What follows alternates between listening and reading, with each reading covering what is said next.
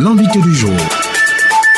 Madame Yao Mariette, bonjour. Bonjour, Monsieur Silla. Les 16 jours d'activisme cette année sur le terrain. Nous avons constaté que bon nombre d'enfants sont maltraités, sont victimes de violences, surtout les violences sexuelles. Des enfants sont enlevés, les cas d'enlèvement d'enfants. Et compte tenu de ce constat, nous avons décidé de lutter contre les violences à l'égard de ces enfants pour préserver au moins la dignité de ces enfants. Parce que ces enfants aussi ont des droits. Ils ont le droit de vivre. Et nous, les adultes, nous devions de les protéger. Alors, à côté des enfants, une autre couche vulnérable, les femmes et les filles, tous unis pour mettre fin à la violence à l'égard des femmes et des filles. Oranger le monde, écoutez-moi aussi. Ça, c'est le thème mondial. Et c'est à partir du thème mondial que nous avons tiré le thème national. Pour vous dire que les 16 jours d'activisme ne sont pas seulement célébrés au niveau de la Côte d'Ivoire. C'est partout dans le monde que les gens célèbrent les 16 jours d'activisme pour lutter contre les violences à l'égard de la femme, très souvent. Alors, on a remarqué que pendant les 16 jours d'activisme, oui, vous vous intéressez qu'aux femmes et aux enfants. Pourtant, il y a aussi des hommes qui sont victimes de violences. En fait, nous sommes le comité de lutte contre les violences faites aux femmes et aux enfants. Et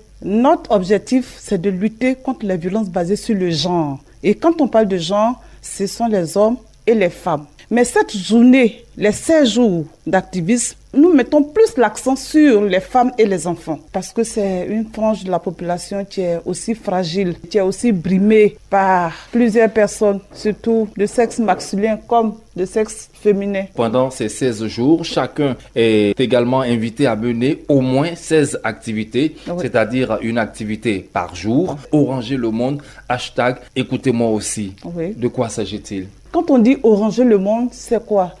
On s'est dit, lorsqu'on a simulé un peu les 16 jours d'activisme, la couleur orange au feu tricolore, on s'est dit, lorsque vous voyez le feu tricolore orange qui vous dit, marquez un arrêt, attention pour ne pas virer au feu rouge. Parce que si nous virons au feu rouge, cela devient plus dangereux. Cela sera dangereux. Si nous ne faisons pas attention, les violences vont miner tout notre entourage. Et donc nous disons, nous exhortons les gens à faire attention pour ne pas que la violence nous engloutisse. Il faut qu'on fasse un effort pour rejeter, pour lutter contre ces violences-là. C'est pourquoi nous demandons à ce que tout le monde soit vêtu d'orange pour lutter fermement contre les violences à l'égard des enfants et des femmes. Alors c'est donc une alerte pour dire c'est disons une alerte. Nous avons déjà passé le cap du vert, nous sommes à Effectivement, l'orange. Attention, nous allons vers le rouge. Je vous ai dit tantôt que nous avons eu des activités qui ont été menées depuis le 25.